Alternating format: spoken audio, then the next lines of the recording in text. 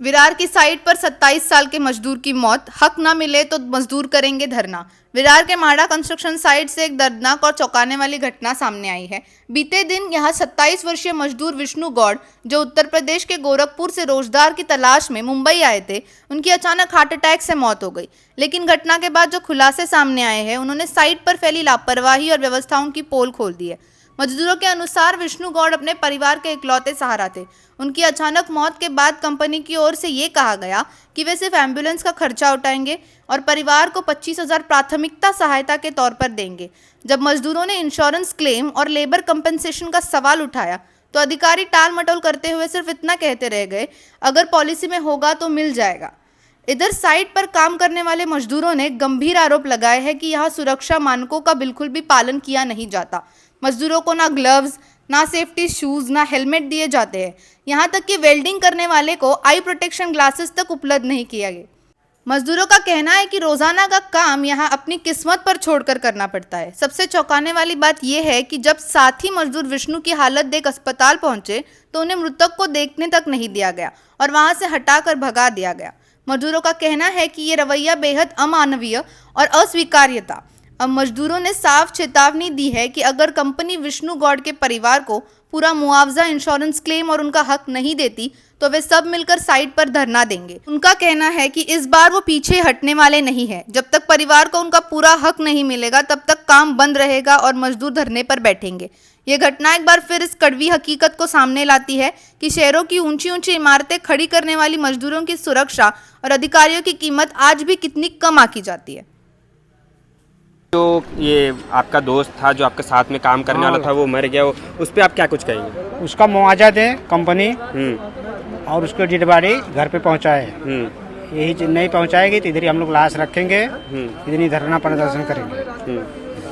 और जो ये बोल रहे हैं जिम्मेदार व्यक्ति कि हाँ मैं जो पॉलिसी में होगा उसका एक्सीडेंट से डेथ नहीं हुआ है, ये तो हम इस फर्जी पे कुछ करते हैं सर जी। ये लोग फर्जी करते हैं कंपनी वाले।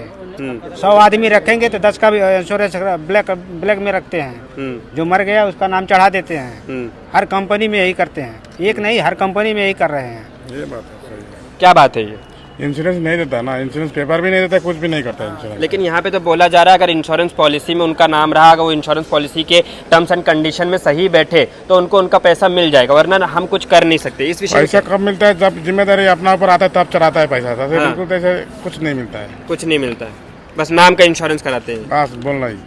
बोलिए जो यहाँ पे ये जो हुआ है इस पे क्या करना चाहिए? 2 मिनट खत्म हो रहा है। हम लोग वहाँ शाम को गए थे, जब 7 बजे कॉल आया कि बच्चे का डेथ हो गया, तो जब हम लोग वहाँ पूरे गांव वाले जब हम लोग वहाँ पहुँचे, हम लोग को देखने नहीं दे रहे थे। उसको देखने हम लोग सोचे एक आध उसका फोटो निकाल ले, लेकिन वो भी निकालने नहीं दे रहे थे। 1-2 लोग निकाले, उसको भी डिलीट करवा दिए थे। क्या बोल के डिलीट करवाए? बोले रहने तो फोटो मत निकालो। और 2 पुलिस वाले थे, वो खुद मना कर रहे थे। जब बॉडी वहाँ से निकाले, हम लोग बोले बॉडी यहाँ से मत लेके जाओ संजीवनी से, लेकिन वो लोग बोल रहे बॉडी जाएगा। और जो ये अभी राजकुमार करके था उसको यहाँ चौकी में बैठा के रखे थे, उसको वहाँ जाने ही नहीं दे रहे थे। उसको बैठा के रखने का कुछ कारण बताया गया? कारण यही, उससे ये पूछ रहे थे कि इसके साथ में राजकुमार है, तुम लोग गाँव दूसरे, हम लोग गाँव के बाजू के हैं। वो बोल रहा था कि गाँव वाला है, वो साथ में रहता है। उसको जब उधर हम लोग बुलाए तो जाने ही नहीं दे रहा था उसको। अच्छा। फिर बहुत लेट में आया उधर वो लोग। और ये जो सुपरवाइजर क्या नाम था उसका, वो उससे जब हम लोग बोले कि हम लोग महाड़ा में जाएंगे तो बोले तुम लोग महाड़ा में क्या करने के लिए जाओगे? कल बहुत शाम को बहुत गुस्सा कर रहा था, लेकिन जब गांव वाले मेरे सब लोग हम लोग भी टाइट हुए तब वो थोड़ा जाके ठंडा हुआ, नहीं तो बहुत गर्म हो रहा था। वो इधर आने नहीं दे रहा था हम लोग को। मतलब आपके जो परिवार वाले हैं, जो आपका दोस्त है, उनके साथ ऐसा हुआ और आपको यहाँ तक आने भी नहीं दिया? आने नहीं, और वहाँ हम लोग को हॉस्पिटल में देखने नहीं दे रहे थे। संजीवनी में वो लोग लॉक लगा के रखे थे, वहाँ हम लोग को देखने नहीं दे रहे थे।